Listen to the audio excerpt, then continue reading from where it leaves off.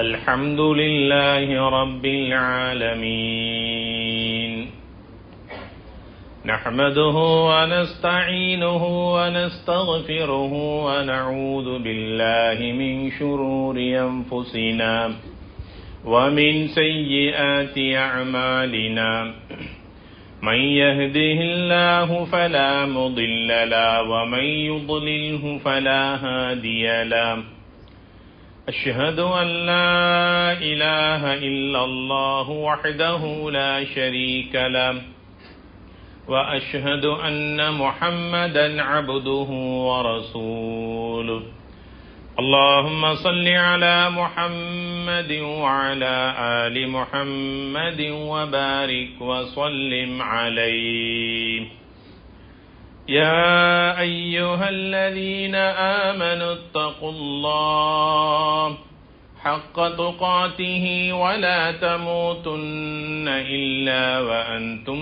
مسلمون أما بعد فقد قال الله تعالى في كلامه الكريم أعوذ بالله من الشيطان الرجيم بسم الله الرحمن الرحيم الله الذي خلقكم من ضعف ثم جعل من بعد ضعف قوة ثم جعل من بعد قوة ضعفا وشيبة يخلق ما يشاء وهو العليم القدير صدق الله العظيم قال النبي صلى الله عليه وسلم ليس منا من لم يرحم صغيرنا ولم يؤقر كبيرنا رواه الترمذي அளவற்ற அருளாளனும் நிகரற்ற அன்புடையோனுமாகிய எல்லாம் வல்ல அல்லாஹு தஆலாவின் பெயரால் இன்றைய குத்பா பிரசங்கத்தை ஆரம்பம் செய்கின்றேன். எல்லா புகழும் புகழ்ச்சியும் உலகத்தை படைத்து பரிபாலித்துக் கொண்டிருக்கக்கூடிய அல்லாஹு தஆலா ஒருவனுக்கே உரித்தானது. அல்ஹம்துலில்லாஹ். ஸலவாத்தும் சலாமும் எம் உயிரிலும் மேலான அன்னலம் கண்மணி நாயகம் ஸல்லல்லாஹு அலைஹி வஸல்லம் அவர்கள் மீதும் அவர்களுடைய வாழ்வை முழுமையாக பின்பற்றி நடந்த உத்தம சஹாபாக்கள், தாபிஈன்கள், தபஉ தாபிஈன்கள், முத்தகீன்கள், நல்லோர்கள் நம் அத்துணை பேரின் மீதும் எல்லாம் வல்ல அல்லாஹு தஆலாவின் சாந்தியும் சமாதானமும் மக்ஃபிரத்தும் உண்டாவதாக வேண்டியதன் பின்னால் புனிதமான ஜும்ஆவுடைய கடமையை நிறைவேற்றுவதற்காக அல்லாஹு தஆலாவின் மாளிகையில் வீற்றிருக்கும் அல்லாஹ்வின் நல்லடியார்களே, தக்வாதாரிகளே, அல்லாஹு தஆலா எந்த நலவான கருமங்களை எடுத்து நடக்குமாறு நமக்கெல்லாம் ஏவிருக்கின்றானோ அவனுடைய ஏவல்களை நமது வாழ்க்கையில் எடுத்து நடந்து கொள்ளுமாறும், எந்த விடயங்களிலிருந்து முழுமையாக நம்மை பாதுகாத்துக் கொள்ளுமாறு அல்லாஹு தஆலா எம்மை பார்த்து தடை உத்தரவு பிறப்பித்திருக்கின்றானோ அவ்வாறான தீய விடயங்களிலிருந்து முழுமையாக நமது ஆன்மாவை பாதுகாத்துக் கொள்ளுமாறு முதலாவதாக இவ்வடியேனுக்கும் அப்பால் உங்களுக்கும் வசியத்தென்னும் நல்லுபதேசம் செய்து கொள்ளுகின்றேன். எல்லாம் வல்ல அல்லாஹ் நம் அனைவருக்கும் ரஹ்மத் செய்தல்வானாக, எம் பாவங்களை மன்னித்தல்வானாக. புனிதமான ஜும்ஆவுடைய அதிகாலை பொழுதை அடைய செய்து ஜும்ஆவினுடைய கடமையை நிறைவேற்றுவதற்காக இந்த இடத்தில் எங்களை எல்லாம் ஒன்று சேர்த்த அந்த ரஹ்மான் நாளை சுவர்க்கத்திலும் நம்மை சார்ந்தவர்களையும் ஒன்று சேர்த்தல்வானாக. கண்ணியத்திற்குரிய அல்லாஹுடைய நல்லடியார்களே, பெரியோர்களே, சகோதரர்களே, அல்லாஹு தஆலா இந்த உலக வாழ்க்கையில் எங்களுக்கு பல நிஅமத்துக்களை தந்திருக்கின்றான். எதை நினைத்து பார்த்தாலும் அல்ஹம்துலில்லாஹ் என்று நாங்கள் அல்லாஹ்வுக்கு ஷுக்ர் செய்வதை தவிர வேறொன்றும் கிடையாது. எல்லாமே அல்லாஹு தஆலா எம் வாழ்க்கையில் தந்திருக்கக்கூடிய அருட்பாக்கியங்கள். அல்லாஹு தஆலா பரிசுத்தமான அல் குர்ஆனிலே பின்வருமாறு கூறுகின்றான். அல்லாஹுல்லதீ ஹலகக்கும் மின் ضعஃபின் ثم ஜஅல மின் பஅதி ضعஃபின் குவ்வா.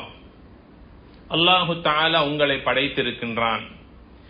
பலகீனத்திற்கு பிறகு உடல் ஆரோக்கியத்தையும் நல்ல பலத்தையும் வலுவையும் அல்லாஹு தஆலா தந்தான். அந்த பலத்திற்கு பிறகு அல்லாஹு தஆலா உங்களை பலகீனமிக்கவர்களாக அல்லாஹு தஆலா ஆக்கி விடுகின்றான். ثم جعل من بعد قوة ضعفا. நல்ல உடற்பருமனோடு நல்ல உடற்பலத்தோடு இருந்ததற்கு பிறகு நீங்கள் மீண்டும் பலகீனமான நிலைமைக்கு நீங்கள் ஆளாகி விடுகிறீர்கள். அது மாத்திரமல்ல, அந்த பலகீனம் வந்ததற்கு பிறகு ஷைபா, உங்களுடைய கருப்பு முடிகள் நரையாக ஆகிவிடுகிறது. இந்த நரையை தருவதும் அல்லாஹ் என்று அல்லாஹ் சொல்லுகின்றான். யஹ்லுகு மா யஷா, அவன் எதை விரும்புகிறானோ அப்படி படைப்பான். அவன் ஹாலிக், படைப்பாளன், படைக்கக்கூடியவன், சிருஷ்டிக்கக்கூடியவன். எப்படி படைக்க வேண்டுமோ அப்படி படைப்பான். 2 கண்களை கொடுக்க வேண்டிய அல்லாஹ் சில நேரங்களில் அந்த கண்களை இல்லாமலாக படைத்து அல்லாஹ் குருடர்களாக அல்லாஹ் வாழ வைப்பான். 2 செவிப்புலன்களை கொடுத்த அல்லாஹ் அதன் மூலமாக செவிமடுக்க முடியாத செவிட்டையும் அல்லாஹு தாலா ஆக்கி விடுவான். கால்களிலும் கைகளிலும் அல்லாஹு தாலா அங்கவீனத்தையும் அல்லாஹ் உண்டாக்கி விடுவான். எது எப்படியாக இருந்தாலும் ஒரு மனிதனுடைய வாழ்க்கையில் எல்லா நிஅமத்துக்களையும் நாங்கள் இந்த உலகத்திலே பெற்று வாழ்கின்றோம். இவையெல்லாம் அல்லாஹ் தந்த எங்களுக்கு நிஅமத்துக்கள், அருட்பாக்கியங்கள். எனவேதான் யஹ்லுகு மா யஷா, அல்லாஹ் எதை நாடுகிறானோ அப்படியே அவன் விரும்பிய பிரகாரம் மனிதனை படைப்பான். வஹுவல் அலீமுல் கதீர், அவன் எல்லாவற்றுக்கும் சக்தி உள்ளவன். யாரை எப்படி படைக்க வேண்டும் என்ற அறிவாற்றல் அவனுக்குத்தான் இருக்கிறது என்று அல்லாஹு தஆலா தன்னை பற்றி சொல்லுகின்றான். கண்ணியத்திற்குரிய அல்லாஹுடைய நல்லடியார்களே, மேற்கூறிய வசனம் எதை எங்களுக்கு சொல்லுகிறது என்பதை நீங்கள் எல்லோரும் மேலோட்டமாக விளங்கி இருப்பீர்கள். ஒரு தனி மனித வாழ்க்கையில் 3 கட்டங்கள் உண்டு. குழந்தை பருவம், வாலிப பருவம், 3வது வயோதிப பருவம். இந்த 3 கட்டங்களையும் தான் அல்லாஹு தஆலா இப்படி எங்களுக்கு சொன்னான். குழந்தை பிறந்தவுடன் பலகீனமான நிலையிலே இருக்கிறது. தாய் தகப்பனுடைய உதவி, ஆதரவு அந்த குழந்தைக்கு தேவைப்படுகிறது. அந்த பிள்ளை மடியிலிருந்து, தாயுடைய மடியிலிருந்து கீழிறங்கி தவழ்ந்து எழுந்து 8 எட்டுக்களாக நடக்க ஆரம்பித்து ஓட ஆரம்பித்து வாலிப வயதை அடைகிற போது அந்த பலகீனத்திலிருந்து அந்த பிள்ளை நல்ல வலுவை, நல்ல உடல் சக்தியை, பருமனை பெற்றுக் கொள்கிறது. அந்த வாலிப பருவத்தில் அந்த பிள்ளைக்கு யாருடைய உதவியும் தயவும் தேவைப்படாது. அந்த வாலிப வயதை கடந்து சென்று விட்டால் வயோதிபம் வந்துவிடும். அந்த வயோதிபத்தில் குழந்தைக்கு எவ்வாறு பெற்றோர்களுடைய மற்றவர்களுடைய ஆதரவு உதவி தேவைப்பட்டதோ அதே போல அந்த வயோதிப நிலையிலும் மற்றவர்களுடைய உதவி தேவைப்படுகிறது. ஆனால் குழந்தை பருவமும் வயோதிப பருவமும் மற்றவர்களுடைய தயவோடு ஒத்தாசையோடு வாழ வேண்டிய ஒரு பலகீனமான பருவம் என்று அல்லாஹ் சொல்லுகின்றான். அது உண்மையா இல்லையா என்பதை நாங்கள் நாளாந்த வாழ்க்கையின் அனுபவமாக பார்த்து கொண்டிருக்கிறோம். இன்னும் ஒரு பருவம் இருக்கிறது, கூவா, நல்ல உடற்சக்தி. அதுதான் வாலிபம். நல்ல உடற்பருமனோடு, நல்ல தெம்போடு, நல்ல சக்தியோடு வாழுகின்ற பருவம். அது யாருடைய தயவும் தாட்சியமும் உதவியும் யாருக்கும் அந்த வாலிப பருவத்தில் தேவைப்படுவது கிடையாது. அதனால்தான் ஒரு தனி மனித வாழ்க்கை 3 கட்டங்களாக உள்ளன. ஒன்று குழந்தை பருவம், 2வது வாலிப பருவம், 3வது வயோதிப பருவம். நபிகள் நாயகம் ஸல்லல்லாஹு அலைஹி வஸல்லம் சொன்னார்கள், நாளை கியாமத்துடைய நாளில் அல்லாஹு தஆலா ஒரு மனிதனிடத்தில் 4 கேள்விகளை கேட்பான். ரொம்ப முக்கியமான கேள்விகள் அது. அதற்கெல்லாம் பாடமாக்கி போய் அந்த கேள்விக்கு பதில் சொல்ல முடியாது. நடைமுறை வாழ்க்கை, பிராக்டிக்கல் லைஃப்ல நாங்க வாழ்ந்தால் மாத்திரமே அதற்கு பதில் சொல்லலாம். எதை போல சக்கராத்துடைய நேரத்தில் யார் ஒருவர் கலிமாவை சொன்னாரோ அவர் சொர்க்கம் நுழைந்து விட்டார் என்று நபிகள் நாயகம் ஸல்லல்லாஹு அலைஹி வஸல்லம் சொன்னார்கள். இந்த மஸ்ஜிதில் இருக்கின்ற நம் அனைவருக்கும் கலிமா தெரியுமா தெரியாதா? எல்லோருக்கும் தெரியும். என்ன தைரியம் இருக்கிறது அந்த இறுதி மூச்சின் போது, இறுதி பேச்சாக அந்த கலிமாவை நாம் சொல்லுவோம் என்பதில் என்ன உறுதி இருக்கிறது? எல்லோருடைய உள்ளத்திலும் மனப்பாடமாக்கி வைத்திருக்கிறோம். வாழ்க்கை என்பது வார்த்தை அல்ல, அது வாழ்க்கையை அந்த கலிமாவின் பிரகாரம் யார் ஒருவர் வாழ்கின்றாரோ அவருக்குத்தான் அந்த கலிமா, அவர் எப்போது நடைமுறையிலே அதை பிரயோகித்தாரோ, பின்பற்றினாரோ, அதன்படி வாழ்ந்தாரோ அவருக்குத்தான் அந்த கலிமா அவருடைய இறுதி மூச்சிலே அவருக்கு வந்து பயனளிக்கும். இதே போலதான் நாளை மறுமையுடைய வாழ்விலே அல்லாஹு தஆலா 4 கேள்வி ஒரு அடியானிடத்திலே கேட்க இருக்கிறான். அதில் ஒன்றுதான், உனக்கு நான் நல்ல உடல் ஆரோக்கியத்தை தந்து ஆயுளை அல்லாஹ் உனக்கு நான் தந்திருக்கிறேன், அந்த ஆயுளை நீ எப்படி பயன்படுத்தினாய் என்ற கேள்வி. அந்த ஆயுளில் ஒன்றுதான் உனக்கு வாலிபத்தை தந்தேன், அந்த வாலிபத்தை நீ எவ்வாறு பயன்படுத்தினாய் என்ற கேள்வி. அல்லாஹு தஆலா குழந்தை பருவத்தை பற்றி நாளை மறுமையில எங்களிடத்தில் யாரிடத்திலும் கேள்வி கேட்க மாட்டான். வயோதிப பருவத்தை பற்றியும் அல்லாஹு தஆலா நாளை கியாமத்தில் எங்களிடத்திலே கேள்வி கேட்க மாட்டான். உனக்கு 70 வயது வரைக்கும் வாழக்கூடிய வாழ்க்கை தந்தேன், நீ அந்த வயோதிபத்தில் முதிய பருவத்தில் நீ என்ன செய்தார் என்று அல்லாஹ் கேட்க மாட்டான். நிச்சயமாக அல்லாஹ் கேட்கின்ற கேள்வி சந்தேகம் இல்லாத கேள்வி, உனக்கு நான் வாலிபத்தை தந்தேன், வாலிபத்தை எப்படி பயன்படுத்தினாய். அர்ஷுடைய நிழலுக்கு சொந்தக்காரர்கள் 7 மனிதர்கள் என்று நபிகள் நாயகம் ஸல்லல்லாஹு அலைஹி வஸல்லம் சொன்னார்கள். சபஅத்துன் யுதில்லுஹுமுல்லாஹு ஃபீ தில்லி லா தில்ல இல்லா தில்லு. 7 மனிதர்களுக்கு அல்லாஹ்வுடைய அர்ஷுடைய நிழல் கிடைக்கும். அதில் ஒருவர் ஷாபுன் நஷஅ ஃபீ இபாதத்தில்லாஹ், ஒரு வாலிபர் அந்த வாலிபத்தை பயன்படுத்தி சமய விவகாரங்களில் ஆர்வம் காட்டுகின்றார், மார்க்க விடயங்களில் இபாதத்துடைய வணக்க வழிபாடுகளில் அதிக ஆர்வம் காட்டி அல்லாஹ்வோடு தன்னை இணைத்துக் கொள்கின்றார், வாலிப பருவம். இன்னும் ஒன்று இருக்கிறது, சமூக விவகாரத்தில் சமூகத்துக்கு செய்ய வேண்டிய கடமைகளையும் செய்கின்றார். மக்களுக்கு என்னால் என்ன செய்ய முடியும், குடும்பத்துக்கு என்னால் என்ன செய்ய முடியும், என் மஹல்லா வாசிகளுக்கு என் வாலிபத்தால், என் சக்தியினால், என் பொருளால், என் புத்தியினால் என்ன செய்யலாம், சமய சமூக சேவைகளில் ஒருவர் ஈடுபடுகிறார். இப்படியான ஒரு வாலிபர் இன்ஷா அல்லாஹ் நாளை மறுமையில் இந்த கேள்விக்கு நல்ல முறையிலே பதில் சொல்லுவார். ஆக வாலிபத்தின் மூலமாக, வாலிப பருவம் என்பது நாளை அர்ஷுடைய நிழலை ஒரு அடியானுக்கு பெற்றுத் தருகின்ற ஒரு சக்தியாக திகழ்கிறது இந்த வாலிப பருவம். குழந்தை பருவத்தை கடந்து வாலிப பருவத்தையும் கடந்து செல்லுகிற போது வருவதுதான் 3வது கட்டம், வயோதிப பருவம். இந்த வயோதிபத்திலும் 2 வகையான வயோதிபம் இருக்கிறது. ஒன்று தன் வேலையை தானாக செய்யக்கூடிய வயோதிபம், 68 வயதாக இருக்கும், 74 வயதாக இருக்கும், தன் வேலையை தானாக செய்து கொள்ளுவார். அது மலசலம் கூடு சென்று வருவதாக இருக்கலாம், குளிப்பதாக இருக்கலாம், தனக்கு தேவையான உண்ணல் பருகளுடைய விடயங்களாக இருக்கலாம், ஏன் 78 வயதிலும் 5 நேர தொழுகைக்கு மஸ்ஜிதுக்கு வந்து செல்வதாக இருக்கலாம். தன் வேலையை தானாக செய்யக்கூடிய வயோதிபம். அந்த வயோதிபத்தில் இன்னுமொரு பருவம் இருக்கிறது, தன் வேலையை தன்னால் செய்ய முடியாத பருவம்.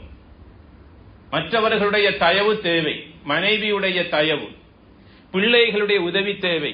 ஒரு சொட்டு தண்ணீர் குடிப்பதாக இருந்தாலும் மற்றவர்கள் கொண்டு வந்து பருக்க வேண்டும். மனசல கூட தேவைக்கு செல்வதாக இருந்தாலும் யாருடைய தயவு தாட்சண்யம் கைபிடித்து கொண்டு போய் விட வேண்டும், விட்டாலும் கழுவி விட வேண்டும். குளிக்க அவர்களுக்கு உதவிகள் செய்ய வேண்டும். அவர்களுடைய நகங்களை வெட்டிக் கொள்வதற்கு பிள்ளைகள் முன்வர வேண்டும். அவர்களை நாளாந்தம் அவர்களை குளிப்பதற்கு வசதிகள் வாய்ப்புகள் செய்து கொடுக்காவிட்டாலும் வெள்ளிக்கிழமையிலேயாவது அந்த வயோதிபர்களான பெற்றோர்கள் பெரியோர்களுக்கு அந்த குளிப்பையாவது நாங்கள் குளிப்பதற்கு வசதி செய்து கொடுக்க வேண்டும், அந்த உதவியை செய்ய வேண்டும். கண்ணியத்திற்குரிய சகோதரர்களே, நபிகள் நாயகம் ஸல்லல்லாஹு அலைஹி வஸல்லம் அவர்கள் ஒவ்வொரு நாள் ஃபஜ்ருக்கு பிறகும் அதே போல 5 நேர தொழுகைக்கு பிறகு முக்கியமான ஒரு துஆ ஓதுவார்கள். அல்லாஹும்ம இன்னி அஊது பிக மின் அன் உரத்த இலா அர்தலில் உமர். யா அல்லாஹ், நீண்ட நெடிய ஆயுளை எனக்கு தந்து நான் என் வேலையை செய்ய முடியாத நிலைமைக்கு ஆளாகுவதிலிருந்து உன்னிடத்திலே பாதுகாப்பு தேடுகிறேன் என்று நபிகள் நாயகம் ஸல்லல்லாஹு அலைஹி வஸல்லம் துஆ கேட்பார்கள். இது ஒவ்வொரு பள்ளிவாசல்களிலும் இந்த சுவரிலே பரலான தொழுகைக்கு பிறகு ஓத வேண்டிய துஆவாக பட்டியலிடப்பட்டிருக்கிறது. கீழ்மாடியிலே இருக்கும் என்று நான் நினைக்கிறேன். பரலான தொழுகைக்கு பிறகு சலாம் கொடுத்ததற்கு பிறகு ஒரு நிமிடமாவது அந்த துஆவை ஓதிவிட்டு செல்லுவோம். என் எதிர்காலத்தை அல்லாஹு தஆலா பாதுகாப்பான். அல்லாஹுடைய தூதர் கண்மணி நாயகம் ஸல்லல்லாஹு அலைஹி வஸல்லம் அவர்கள் எல்லாவற்றிலிருந்தும் பாதுகாப்பு பெற்றவர்கள். அந்த நபியவர்கள் அல்லாஹ்விடத்தில் ஒரு நாளைக்கு ஒரு தடவை கேட்டால் போதாதா? 5 நேர பரலான தொழுகைக்கு பிறகு சலாம் கொடுத்தவுடன் இஸ்திக்ஃபார் செய்வார்கள், ஓத வேண்டிய அதுகார்களை ஓதுவார்கள். அதற்கு பிறகு இதை கேட்பார்கள், அல்லாஹ் மின்னி அஊது பிக்க, யா அல்லாஹ் உன்னிடத்திலே நான் பாதுகாப்பு தேடுகிறேன். எதிலிருந்து? மின் அன் உரத் இலா அர்தலில் உமர், என் நிலைமை யா அல்லாஹ் மாற்றப்படுவதிலிருந்து உன்னிடத்திலே பாதுகாப்பு தேடுகிறேன். 80 வயதாக இருக்கும் 8 மாத பிள்ளை செய்கிற வேலையை செய்வார். அதுக்கு சாலிஹான பிள்ளைகளை நாம் வளர்த்து விட்டால் அந்த பிள்ளை முகம் சுளிக்காமல், மூக்கை பொத்தாமல், சீறி பாயாமல் அந்த தாய் தகப்பனுடைய கடமைகளை சரியாக நிறைவேற்றுவார்கள், பொறுமையோடு செய்வார்கள். நுஅமான் இப்னு ஹாரிஸா ரலியல்லாஹு தஆலா அன்ஹு அவர்கள் ஒரு நாள் மஸ்ஜித் நபவியிலே நபிகளார் ஸல்லல்லாஹு அலைஹி வஸல்லம் அவர்களுக்கு முன்னால் வந்தபோது கண்மணி நாயகம் ஸல்லல்லாஹு அலைஹி வஸல்லம் அவர்கள் நுஅமான் இப்னு ஹாரிஸ் ரலியல்லாஹு தஆலா அன்ஹு அவர்களை அழைத்தார்கள். அந்த சஹாபியை கட்டி அணைத்து முஆனகா செய்து சொன்னார்கள், சுவர்க்கத்தில் நீங்கள் நடந்து செல்லுகின்ற உங்களுடைய காட்சியை நான் கனவில் கண்டேன் என்று சொன்னார்கள் ஸல்லல்லாஹு அலைஹி வஸல்லம் அவர்கள். அந்த சஹாபி ஆச்சரியப்பட்டார், நபியே நாயகமே, நான் சுவர்க்கத்தில் செல்வதை நீங்கள் கனவில் கண்டீர்களா? ஆமாம், நான் அப்படி என்ன அமல் செய்திருக்கிறேனோ? நபிகள் நாயகம் ஸல்லல்லாஹு அலைஹி வஸல்லம் சொன்னார்கள், வயோதிபர்களான முதியவர்களான உங்களுடைய பெற்றோரை நீங்கள் கவனிப்பதற்கு அல்லாஹ் தந்த கூலி என்று சொன்னார்கள் நபிகள் நாயகம் ஸல்லல்லாஹு அலைஹி வஸல்லம் அவர்கள். வயோதிப நிலையில் இருக்கின்ற பெற்றோர்களை கவனிக்கக்கூடிய, பராமரிக்கக்கூடிய, பேணுகின்ற பிள்ளைகள் கண்ணியமான மௌத்தை கொண்டு அல்லாஹு தஆலா அவர்களை கண்ணியப்படுத்துவான், அவர்களுக்கு மூதேவித்தனமான கெட்ட மௌத்து வராது என்று சொன்னார்கள் நபிகள் நாயகம் ஸல்லல்லாஹு அலைஹி வஸல்லம் அவர்கள். கண்ணியத்திற்குரிய அல்லாஹ்வுடைய நல்லடியார்களே, அல்லாஹும்ம இன்னி அஊது பிக மின் சூஇல் கிபர். நபிகளார் ஸல்லல்லாஹு அலைஹி வஸல்லம் அவர்கள் காலை மாலை ஓதுகின்ற ஜிக்ர்களிலே, துஆக்களிலே மற்றொன்றுதான் இந்த துஆ, அல்லாஹும்ம இன்னி அஊது பிக மின் சூஇல் கிபர். கெட்ட வயோதிபத்திலிருந்து உன்னிடத்திலே பாதுகாப்பு தேடுகிறேன் என்று அல்லாஹ்வுடைய தூதர் துஆ கேட்டிருக்கிறார்கள். அல்லாஹு தஆலா அந்த நிலையிலிருந்து நம் அனைவர்களையும் பாதுகாப்பானாக. யாருக்கெல்லாம் அந்த நிலையில் இருக்கக்கூடிய தாய் தகப்பன் வீட்டில் இருக்கிறார்களோ, சாலிஹான அந்த பிள்ளைகள் அந்த கண்ணியமான பெற்றோர்களுடைய பணிவிடைகளை முகம் கோணாமல், பாரமாக நினைக்காமல், சுவர்க்கத்தின் பாக்கியமாக நினைத்து அவர்களுக்கு காரியமாற்றுங்கள். அவர்களுக்கு தேவையானவற்றை செய்து விடுங்கள். உன்னத சுவன பாக்கியத்தை அல்லாஹு தஆலா அவருடைய காலடியிலே அல்லாஹ் வைத்திருக்கின்றான். அல்லாஹ் அந்த பிள்ளைகளுக்கு அழகிய பொறுமையை கொடுப்பானாக. கண்ணியத்திற்குரிய அல்லாஹுடைய நல்லடியார்களே, வயோதிப நிலை வந்துவிட்டால் கருப்பு முடியெல்லாம் நரைக்க ஆரம்பிக்கும். தலைமுடியாக இருக்கலாம், தாடியாக இருக்கலாம், கருப்பு நரையாக ஆகிவிடும். அந்த நரை முடியை நபிகளார் ஸல்லல்லாஹு அலைஹி வஸல்லம் சொன்னார்கள், நீங்கள் யாரும் அதை பிடுங்க வேண்டாம் என்று சொன்னார்கள். அது முஃமினுக்குரிய அடையாளம் என்று சொன்னார்கள். நரைமுடி உங்களுக்கு கண்ணியத்தை பெற்றுத்தரும் என்று ஸல்லல்லாஹு அலைஹி வஸல்லம் சொன்னார்கள். நரைமுடி சமூகத்தில் உங்களுக்கு உயர்ந்த அந்தஸ்தை தரும் என்று சொன்னார்கள். நரைமுடியை யாரும் பிடுங்காதீர்கள். அந்த நரையின் மூலமாக அல்லாஹ் உங்களுக்கு மதிப்பையும் கண்ணியத்தையும் மாண்பையும் அல்லாஹ் வைத்திருக்கிறான் என்று சொல்லிவிட்டு அல்லாஹுடைய தூதர் ஸல்லல்லாஹு அலைஹி வஸல்லம் தடுத்தார்கள். என்ன? நரைமுடியை பிடுங்க வேண்டாம் என்று தடுத்ததாக திர்மிதியில் இந்த ஹதீஸ் பதிவு செய்யப்பட்டிருக்கிறது. லைஸ மின்னா மன் லம் யர்ஹம் ஸகீரனா வலம் யுஅக்கிர் கபீரனா. பெரியோர்களுக்கு அந்த நிலையில் இருக்கக்கூடியவர்களை நாம் காணுகிற போது, என் வயதுக்கு மேற்பட்டவர்கள் யாராக இருந்தாலும் அவர்களை நான் மதிக்க வேண்டும் என்று அல்லாஹ்வுடைய தூதர் சொல்லுகிறார்கள். அவருக்கு கொடுக்க வேண்டிய அந்தஸ்தை அவருடைய அந்தஸ்துக்கு ஏற்ற அளவுக்கு நான் அவரை மதிக்க வேண்டும் என்று சொன்னார்கள் ஸல்லல்லாஹு அலைஹி வஸல்லம் அவர்கள். என் வயதுக்கு கீழ்ப்பட்டவர்களுக்கு நீங்கள் அன்பு காட்டுங்கள் என்று சொன்னார்கள் ஸல்லல்லாஹு அலைஹி வஸல்லம். பெரியோர்களுக்கு மரியாதை செய்யுங்கள், முதியோருக்கு நீங்கள் கண்ணியம் கொடுங்கள் என்று சொன்னார்கள். உங்கள் வயதுக்கு கீழ்ப்பட்டவர்களுக்கு இரக்கம் காட்டுங்கள் என்று சொன்னார்கள். யாருக்கு இரக்கம் காட்ட வேண்டும்? எங்களுடைய பிள்ளைகளுக்கு முதலாக நாம் இரக்கம் காட்ட வேண்டும். நாம் பெற்ற நம்முடைய பிள்ளைகளுக்கு நாம் இரக்கம் காட்டி அவர்களை கொஞ்சி விளையாடி முத்தமிட்டு எங்களுடைய மடியிலும் எங்களுடைய தோளிலும் எங்களுடைய நெஞ்சகத்திலும் நாம் அணைத்துக் கொள்ளவில்லை என்றால் வேறு யார் என் பிள்ளைகளை அணைக்கப் போகிறார்கள்? பிள்ளைகளுக்கு அன்பு செலுத்துங்கள், பிள்ளைகளை அரவணையுங்கள், கட்டி அணையுங்கள். நபிகளார் ஸல்லல்லாஹு அலைஹி வஸல்லம் அவர்கள் எப்படியெல்லாம் சிறுவர்களோடு நடந்திருக்கிறார்கள், பெரியவர்களுக்கு எப்படியெல்லாம் மரியாதை செய்திருக்கிறார்கள். பெரியோர்கள் முதியவர்கள் என்றால் முதலிடத்தில் இருப்பவர்கள் எம்மை பெற்று வளர்த்தி எம்மை ஆளாக்கி எம்முடைய பெற்றோர்கள். மரியாதை செய்ய வேண்டும், கண்ணியம் கொடுக்க வேண்டும். அவர்களுக்கு முன்னால் உரத்து பேசக்கூடாது. அவர்களுடைய உள்ளம் நோகும்படியாக எப்படி பேச வேண்டும் என்று கற்றுத்தந்தவர்களே அவர்கள் தானே. பேசுவதற்கு சொல்லித் தந்த பெற்றோர்களுக்கு எங்களுடைய பேச்சாற்றலை கொண்டு அவருடைய வாயை அடைத்து விடக்கூடாது. பெற்றோர்களுடைய உள்ளத்தை எங்களுடைய சொல்லால் அவர்களுடைய உள்ளத்தை நாங்கள் புண்படுத்தி விடக்கூடாது. முதல் நிலையில் நாங்கள் மரியாதை செய்வதற்கு தகுதியானவர்கள் நம்முடைய பெற்றோர்கள். அடுத்த நிலையில் இருப்பவர்கள் எங்களுக்கு படித்து தந்த ஆசிரியர்கள், ஓதித் தந்த உஸ்தாதுமார்கள், ஆலிம்கள், உலமாக்கள். அடுத்த நிலையில் இருக்கக்கூடிய மத தலைவர்கள், அது எந்த மதத்தை சார்ந்தவர்களாக இருக்கட்டும், மனிதன் மதிக்க வேண்டும். மனிதனாக இருந்தால் அவன் மதிக்கப்படுவதற்கு தகுதியானவன். மரணித்த ஒரு ஜனாசா, மாற்று மதத்தை சார்ந்த ஒரு ஜனாசா செல்லுகின்ற போதே அல்லாஹ்வுடைய ரஹ்மத்துடைய நபி கண்மணி நாயகம் ஸல்லல்லாஹு அலைஹி வஸல்லம் அவர்கள் எழுந்து நின்று மரியாதை செலுத்தினார்களே.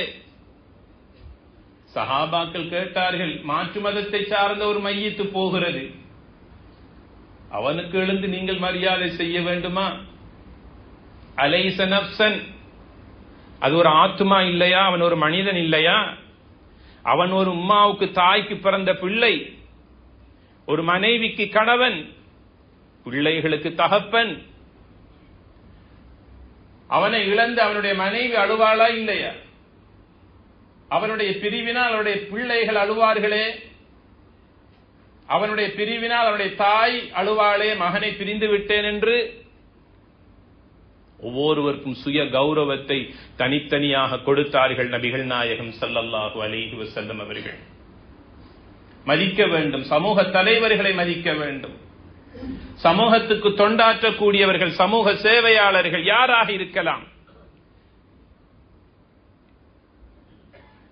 மதிக்கக்கூடிய அளவுக்கு அவருடைய அந்தஸ்துக்கு ஏற்றாற் போல மதிக்க வேண்டும். ஒரு மனைவியானவள் தன்னுடைய கணவனுக்கு சமூகத்தில் இருக்கின்ற அந்தஸ்துக்கு ஏற்றாற் போல ஒரு மனைவி தன்னுடைய கணவனை மதிக்க வேண்டும். வீட்டுக்கு வெளியே கணவனுக்கு முன் வரிசையில இடம், தலைக்கு மேலால் மரியாதை, காணும் இடமெல்லாம் பல பேர் முன்னால் பின்னால் சல்யூட் அடிப்பதற்கு தயார். அதற்கு ஏற்றாற் போல ஒரு மனைவியானவள் தன்னுடைய கணவனுடைய சமூக அந்தஸ்தை விளங்கி வீட்டிலே மரியாதை கொடுக்க வேண்டும், அந்தஸ்து கொடுக்க வேண்டும். தன் பிள்ளைகளுக்கு தன்னுடைய கணவனுடைய பிள்ளைகளுடைய தகப்பனாகிய உங்களுடைய அந்தஸ்து சமூகத்தில் எவ்வளவு என்பதை ஒரு மனைவியானவள் தாயாக இருந்து பிள்ளைகளுக்கு சொல்லிக் கொடுக்க வேண்டும். சில பெண்கள் கணவனை விட அறிவினால், திறமையினால், செல்வத்தால், செல்வாக்கினால் மேம்பட்டிருப்பார்கள். கணவனை விட மனைவியானவள் உயர்ந்தவளாக இருப்பாள். அந்த நிலையை அறிந்து கணவன் அந்த மனைவிக்குரிய அந்தஸ்தை கொடுக்க வேண்டும். நபிகள் நாயகம் ஸல்லல்லாஹு அலைஹி வஸல்லம் அவர்கள் மதீனாவிலே வாழ்கிற போது 9 மனைவிமார்களோடு வாழ்ந்தார்கள். 9 மனைவியினுடைய திறமைக்கு ஏற்றாற் போல அவர்களை வழிநடாத்தினார்கள். மதிக்கக்கூடிய அளவுக்கு அவர்களை மதித்தார்கள். கண்ணியத்திற்குரிய அல்லாஹுடைய நல்லடியார்களே, அதனால் தான் சொன்னாங்க, சிறியவர்களுக்கு இரக்கம் காட்டுங்கள், பெரியவர்களுக்கு மரியாதை செய்யுங்கள் என்று சொன்னார்கள். எங்களோட வீட்டில் இருக்கக்கூடிய எங்களுடைய பாட்டன், வாப்பாவின் வாப்பா, தாயின் தகப்பன், தாயின் உம்மா, தகப்பனின் உம்மா, எங்களுடைய வீட்டில் இருக்கக்கூடிய எங்களுடைய கிராண்ட் ஃபாதர், கிராண்ட் மதர், இவர்களுக்கு கொடுக்க வேண்டிய கண்ணியம் என்ன? அவர்களை எந்த அளவுக்கு நாங்கள் மரியாதையோடு பார்க்க வேண்டும்? நபிகளார் ஸல்லல்லாஹு அலைஹி வஸல்லம் சொன்னார்கள், அந்த வயோதிப நிலையில் இருக்கக்கூடியவர்களுக்கு நீங்கள் இன்று மரியாதை செய்தால் இன்ஷா அல்லாஹ் உங்களுக்கு ஒரு காலம் வரும், அந்த நேரத்தில் அந்த வயோதிப நிலையை நீங்கள் அடைகிற போது எவ்வாறு பெரியோர்களையும் முதியவர்களையும் நீங்கள் மரியாதையோடு பராமரித்தீர்களோ உங்களையும் அல்லாஹு தஆலா அந்த வயதுக்கு வரச் செய்து உங்களுக்கு மரியாதை செய்யக்கூடிய, உபகாரம் செய்யக்கூடிய நல்ல மக்களை அல்லாஹ் உங்களுக்கு தருவான் என்று சொன்னார்கள் நபிகள் நாயகம் ஸல்லல்லாஹு அலைஹி வஸல்லம் அவர்கள். பெரியோர்களாக இருக்கின்ற அந்த மூத்தவர்கள் இன்று வீடுகளிலே மதிக்காத ஒரு நிலைமையை சமூகத்திலே பார்க்கிறோம். பிள்ளையே மதிக்காத போது பேர பிள்ளைகள் எப்படி மதிக்கப் போகிறார்கள் என்ற கேள்வி எழுகிறதா இல்லையா? உணவு உட்கொள்கின்ற விடயத்திலே புறக்கணிப்பு, ஆங்காங்கே வெளியிலே போகின்ற போது விட்டு செல்லுகின்ற புறக்கணிப்பு, தங்களுக்கு தேவையான நல்ல ஆடைகளையும் விரும்பிய ஆடைகளையும் விரும்பிய உணவுகளையும் உட்கொள்ளுகின்ற விடயத்திலும் நல்ல ஆடைகளையும் அலங்காரமாக அணிகின்ற போது புறக்கணிக்கப்படுகின்ற புறக்கணிப்பு எத்தனை பலர். 2 பேர் எங்களுடைய வீட்டுக்கு விருந்தாளிகளாக வந்துவிட்டால் அவர்களை முன் கொண்டு வந்து உட்கார வைப்பதற்கு கூட பிள்ளைகளுக்கு விருப்பமில்லாத ஒரு காலம் இந்த காலம். பழுத்த ஓலையை பார்த்து சிறிய ஓலை சிரித்ததாம். உங்களுக்கு வயது ஆகிவிட்டது, உங்களுக்கு சரியா பேச தெரியாது, வரக்கூடியவர்களோடு எவ்வாறு பேசுவது, அவர்களை எவ்வாறு கவனிப்பது தெரியாது.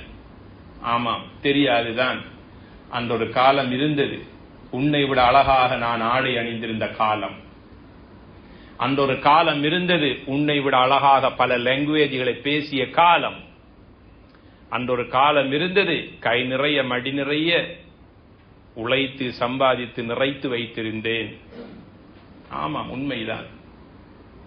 உனக்கு என்ன அப்படி ஒரு காலம் வராதா என்ன? அல்லாஹ்வுடைய தூதர் கண்மணி நாயகம் ஸல்லல்லாஹு அலைஹி வஸல்லம் அவர்கள் தனக்கு பாலூட்டிய ஹலீமா சஅதியா ரலியல்லாஹு அன்ஹா வயோதிப தாயாக பொல்லுண்டி கொண்டு தடியுண்டி கொண்டு வருகின்ற காட்சியை பார்த்த நபி அவர்கள் உட்கார்ந்திருந்தவர்கள் எழுந்தார்கள், விரைந்து சென்றார்கள். தன்னுடைய தாயை போல கட்டி அணைத்துக் கொண்டு அரவணைத்துக் கொண்டு வந்து தான் உட்கார்ந்த இடத்தில் உட்கார வைத்தார்கள். ஹிஜ்ரி 9ஆம் ஆண்டு, ஹிஜ்ரி 8ஆம் ஆண்டு ஃபத்ஹ் மக்கா, மக்கா வெற்றி கொள்ளப்பட்ட போது மக்காவில் 10,000 சஹாபாக்களோடு நபிகளார் ஸல்லல்லாஹு அலைஹி வஸல்லம் மக்காவில் இருக்கிற போது மக்காவில் வாழ்ந்த அதிகமான மக்கள் இஸ்லாத்துக்குள்ளே நுழைந்து கொண்டிருக்கிறார்கள். அதில் ஒருவர் தான் அபூ பக்கர் சித்தீக் ரலியல்லாஹு அன்ஹு அவர்களுடைய தந்தை அபூ குஹாஃபா. மக்கா வெற்றியின் போதுதான் அபூபக்கர் ரலியல்லாஹு அன்ஹு அவருடைய தந்தை இஸ்லாத்தை ஏற்றுக்கொண்டார். இஸ்லாத்தை ஏற்றுக்கொண்டதற்கு பிறகு அபூ குஹாஃபா, அபூபக்கர் ரலியல்லாஹுடைய தந்தை, நபிகளாருடைய முகத்தை பார்ப்பதற்கும் சலாம் சொல்லுவதற்கும் முசாஃபஹா செய்து கொள்வதற்கும் ஆசையோடு நபிகளிடத்திலே வருகிறார். அவர்கள் வருகின்ற வருகையை கண்ட நபிகளார் ஸல்லல்லாஹு அலைஹி வஸல்லம் அவர்கள் எழுந்து சொன்னார்கள், அபூ குஹாஃபா, அபூபக்கருடைய தந்தையே, நீங்கள் என்னை தேடி வருவதா? எதற்காக இவ்வளவு சிரமம் எடுத்தீர்கள்? நானே உங்களுடைய வீட்டுக்கு உங்களை தேடி வருவதற்கு நான் விருப்பப்படுகிறேன், நீங்கள் ஏன் வந்தீர்கள் என்று கேட்டார்கள் நபிகளார் ஸல்லல்லாஹு அலைஹி வஸல்லம் அவர்கள். மரியாதை, கண்ணியம், எந்த அளவுக்கு ஒரு மனிதனை கண்ணியப்படுத்த வேண்டும் அந்த அளவுக்கு கண்ணியப்படுத்தினார்கள். அதை ஒரு சிறுமையாக பார்க்கவில்லை, அதை ஒரு தரக்குறைவாக பார்க்கவில்லை. தன்னிடத்திலே தனக்காக ஊழியம் செய்த ஒரு மாற்று மத வாலிபன் சில நாட்களாக நோய்வாய்ப்பட்டிருந்த போது நபிகளார் ஸல்லல்லாஹு அலைஹி வஸல்லம் அவர்கள் மதீனாவின் எல்லையிலிருந்து அவனுடைய வீட்டுக்கு சென்று அவனை சுகம் விசாரித்தார்கள். நபிகளாரே என்னுடைய வீட்டுக்கு வந்து நலம் விசாரித்தார்களே என்ற அந்த நற்குணத்தை கவனித்த அந்த வாலிபன் இஸ்லாத்தை ஏற்றுக்கொண்டான். எங்களுடைய கடையிலே தொழில் செய்கின்ற ஒரு தொழிலாளி, உழைப்பாளி, எங்களிடத்திலே வேலை செய்கின்ற ஒரு வேலையாள், ஒரு நாள் வரவில்லை, 2 நாள் வரவில்லை, சுகமில்லை என்ற கேள்வி. கடை மூடியதற்கு பிறகு வீட்டுக்கு செல்லாமல் நேரடியாக அவனுடைய வீட்டுக்கு சென்று ஒரு வார்த்தை கேட்டு அவனுக்கு நலம் விசாரித்து அவனுக்கு சில வார்த்தைகளை கூறினால் அவன் மௌத்து வரைக்கும் உங்களை மறக்க மாட்டானே. என்னுடைய முதலாளி, என்னுடைய பாஸ் என்ற வீட்டுக்கே வந்தார், மௌத்து வரைக்கும் மறக்க மாட்டானே. அதே இது மாற்று மத சகோதரனாக இருந்தால், ஒரு முஸ்லிமான முதலாளிக்கு கீழால் நான் வேலை செய்கிறேன், அவர் எவ்வளவு பண்பானவர், எவ்வளவு நட்புணமுடையவர், அவரை போன்ற ஒரு சீதேவியை நான் வாழ்க்கையில் பார்த்ததில்லை என்று சொல்லுவாரே. அந்த நற்குணம் ஒன்றே போதுமே அவனுக்கு ஹிதாயத்திற்கு வழியாக அமைவதற்கு. கண்ணியத்திற்குரிய பெரியோர்களே, அல்லாஹ்வுடைய தூதர் ஸல்லல்லாஹு அலைஹி வஸல்லம் சொன்னார்கள், பெரியோர்களுக்கு மரியாதை செய்யுங்கள், முதியவர்களுக்கு மரியாதை செய்யுங்கள். அது யாராக இருந்தாலும் சரி, ஒரு பொது போக்குவரத்தாக இருக்கலாம், ஒரு ட்ரெயின்ல பிரயாணம் செய்கிறதாக இருக்கலாம், ஒரு பஸ்ல பிரயாணம் செய்ததாக இருக்கலாம், ஒரு ஹாஸ்பிட்டல்ல லைனுக்கு நிக்கிறதாக இருக்கலாம், ஒரு எலக்ட்ரிசிட்டி போர்ட்ல லைனுக்கு நிக்கிறதா இருக்கலாம், ஒரு மார்க்கெட்டா இருக்கலாம், எங்கேயாக இருந்தாலும் சரி, ஒரு பெரியவர் பின்னால நின்று கொண்டிருக்கிறார், நின்று கொள்வதற்கு கஷ்டப்பட்டு கொண்டிருக்கிறார், அவருக்கு என்ன உதவி செய்ய முடியும்? ஒரு பாதையை கடக்க முடியாத நிலையிலே தவித்துக் கொண்டிருக்கக்கூடிய ஒருவருக்கு என்னால் கைபிடித்து எவ்வாறு அவருக்கு உதவி செய்யலாம்? சிந்திக்க வேண்டும் கண்ணியத்திற்குரியவர்களே. உங்களுக்கு தெரியாத அந்த சிறு சிறு உதவிகளிலே தான் அல்லாஹ் நரகத்தை எங்களுக்கு ஹராமாக்கி விடுவான். நபிகள் நாயகம் ஸல்லல்லாஹு அலைஹி வஸல்லம் அவர்கள் மக்காவில் இஸ்லாம் உதயமாகிய போது, தீனுல் இஸ்லாத்தை மக்கள் மயப்படுத்திக் கொண்டிருக்கிற போது, அங்கு வாழ்ந்த ஒரு மூதாட்டி வயோதிக தாய், அந்த முஹம்மதுடைய முகத்தை நான் என்னுடைய கண்களால் கூட பார்க்க கூடாது என்று மக்காவை விட்டே அவருடைய மூட்டை முடிச்சுகளை எல்லாம் சுருட்டி எடுத்துக்கொண்டு தலையிலே சுமந்து கொண்டு அந்த வயோதிக தாய் மக்காவில் இருந்து சென்று கொண்டிருக்கின்ற காட்சியை பார்த்த நபிகளார் அவர்கள் அந்த வயோதிக தாயிடத்திலே கேட்டார், உங்களுடைய பொதியை, மூட்டை முடிச்சுகளை என்னிடத்திலே தாருங்கள், நான் சுமந்து கொண்டு வருகிறேன். அந்த தாய் கொடுத்தார். நபிகளார் அவர்கள் பலகீனமான மக்களுக்கும் பெரியோர்களுக்கும் எப்போதுமே முன்னின்று உதவி செய்யக்கூடியவர்கள். அந்த உதவிதான் அது. வயோதிக தாய்க்கு உதவி செய்கின்ற நோக்கத்தில் அந்த மூட்டை முடிச்சுகளை வாங்கி நபிகளார் அவர்கள் சுமந்து கொண்டு வருகிறார்கள். கொஞ்சம் தூரம் நடந்து செல்லுகிற போது நபி அவர்கள் கதை கொடுத்தார்கள். வயோதிக தாயை, எங்கே செல்லுகிறீர்கள் இந்த வெயிலில் மக்காவை விட்டு? அந்த பெண் பேச ஆரம்பித்தாள்.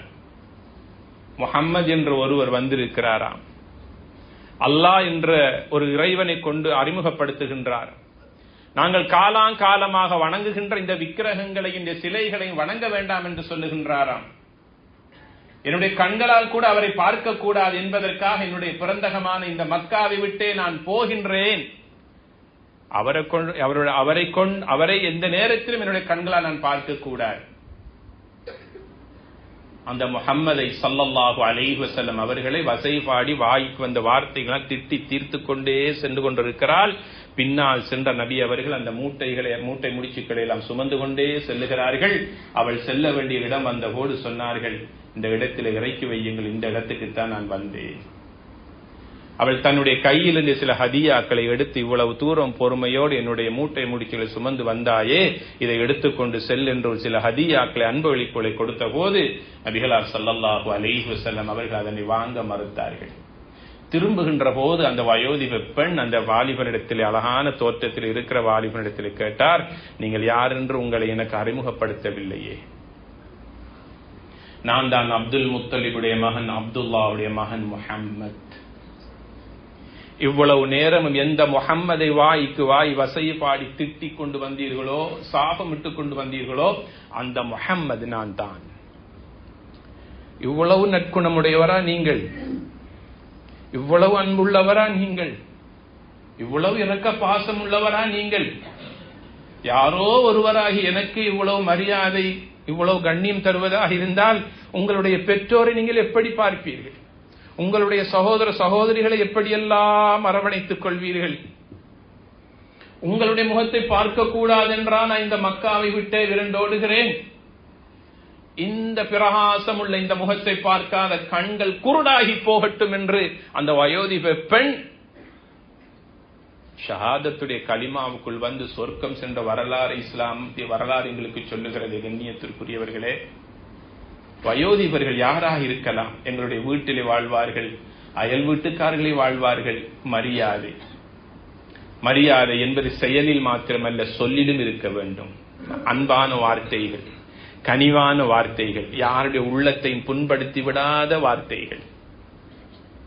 அது மாற்றும் அது சகோதரர்களாக இருக்கலாம். எவ்வளவு எங்களுக்கு அநியாயம் செய்யக்கூடியவனாக கூட இருக்கலாம். அநியாயம் செய்யட்டும், பரவாயில்லை. நான் அவனை மன்னிக்கிற போது அந்த ரப் என்னை மன்னிப்பான். ஒரு சஹாபி கேட்டாங்க, நபியே நாயகம், நீங்கள் மன்னியுங்கள் என்று சொல்லுகிறீர்கள், நான் எவ்வளவு காலம் மன்னிக்க? எவ்வளவு மன்னித்தாலும், நான் எவ்வளவுதான் நன்றாக நடந்தாலும் அவன் எனக்கு அநியாயம் செய்கிறான், அவன் எனக்கு தொந்தரவு செய்கிறான். உனக்கு ஒன்று தெரியாதா? நீ மற்றவர்களை மன்னிக்க ஒன்ற ரப்பு உன்னை மன்னித்துக் கொண்டே இருக்கிறானே, நீ மன்னித்துக் கொள் என்று சொன்னாங்க. ஏனென்றால் மன்னிப்பவன் அல்லாஹுடைய பண்பை எடுத்திருக்கிறான் என்று சொன்னார்கள். எவ்வளவு பாவம் செய்தாலும், எவ்வளவு அநியாயம் செய்தாலும், எவ்வளவு பெரும்பாவங்கள் செய்திருந்தாலும் அல்லாஹு தஆலா கஃபார், மன்னித்துக் கொண்டே இருக்கிறான். அதனால் தான் இந்த பூமியில் அல்லாஹ் அவனை வாழ வைத்துக் கொண்டிருக்கிறான். யார் ஒருவர் மற்றவர்களை மன்னிக்கிறார், ஒரு கணவன் தன் மனைவியை மன்னிக்கிறார், ஒரு மனைவியானவள் தன் கணவனை மன்னிக்கிறார், பிள்ளைகளை பெற்றோர்கள் மன்னிக்கிறார்கள். எவ்வளவு அநியாயம் செய்தாலும் மன்னிப்பு. அல்லாஹ் என்னை மன்னிப்பான். நீ என்னை மன்னிக்காவிட்டால் என்ன? அந்த ரப்புக்கு நான் நல்லவன். ஒரு நாள் வரும், கண்மூடி சந்தூக்கில் வைக்கப்படுகிற நாள். யாரெல்லாம் எங்களை தூசித்தார்களோ, திட்டினார்களோ, யாரெல்லாம் எங்களுக்கு சொல்லுக்கு மேலால் அநியாயம் செய்து திட்டி எங்களை எல்லாம் படாத பாடுபடுகின்ற அளவுக்கு கஷ்டப்படுத்தினார்களோ, அந்த நேரம் வருகிற போது உணர்ந்து கொள்வார்கள், ஒரு நல்ல மனிதனை நான் இழிவடைய செய்து விட்டேனே, நோகடித்து விட்டேனே. அவருடைய உள்ளம் நோகும்படியாக ஒன்றா இரண்டா எத்தனை பல வார்த்தைகள், கிண்டலான வார்த்தைகள், எவ்வளவு பல ஊத்த பேச்சுக்களும் அசிங்கமான வார்த்தைகளும் பேசிவிட்டேனே. அவர் ஒரு வார்த்தை என்னை பார்த்து பேசவில்லையே. ஒரு காலம் வரும், உணரக்கூடிய காலம் வரும். ஆக கண்ணியத்திற்குரிய அல்லாஹுடைய நல்லடியார்களே, கண்மணி நாயகம் ஸல்லல்லாஹு அலைஹி வஸல்லம் அவர்கள் மகள் ஃபாத்திமா ரலியல்லாஹு அன்ஹா அவங்களோட வீட்டுக்கு போகும்போது, ஃபாத்திமா ரலியல்லாஹு அன்ஹா தன்னுடைய தந்தை வருவதை கவனித்து வீட்டு வாசலுக்கு ஓடோடி வருவார்கள். தன்னுடைய தந்தையுடைய நெற்றியிலும் கையிலும் முத்தமிடுவார்கள். தன்னுடைய தந்தை அப்படியே கைபிடித்து அழைத்துக் கொண்டு சென்று தான் உட்கார்கின்ற இடத்திலே தன்னுடைய உயர்ந்த விரிப்பை விரித்து தன்னுடைய தந்தை உட்கார வைத்து நபிகள் தன்னுடைய தந்தைக்கு பக்கத்திலே உட்கார்ந்து பேசிக் கொண்டிருப்பார்கள். ஃபாத்திமா ரலியல்லாஹு அன்ஹா, ஒரு தந்தை தாயினுடைய வளர்ப்பு அது. எங்களுடைய பிள்ளைகள் இப்படியெல்லாம் எங்களோடு நடந்து கொள்ள வேண்டும் என்று ஆசைப்படுகிறோமே, அந்த பிள்ளைகளை நாம் வளர்த்தால் மாத்திரம்தான் அது கிடைக்கும். கண்ணியத்திற்குரிய அல்லாஹுடைய நல்லடியார்களே, வயோதிபர்கள் எம் சமூகத்துக்கு முன்னால் அன்றொரு காலத்திலே ஜொலித்தவர்கள். இன்று நாங்கள் தலை நிமிர்ந்து வாழ்வதற்கு பலவாறான தியாகங்களை ஏதோ ஒரு வகையிலே செய்தவர்கள். இன்று அவர்களுடைய பேச்சிலே தெளிவில்லாமல் இருக்கலாம், அவருடைய முகமும் அவருடைய உடம்பும் அழகில்லாமல் இருக்கலாம்.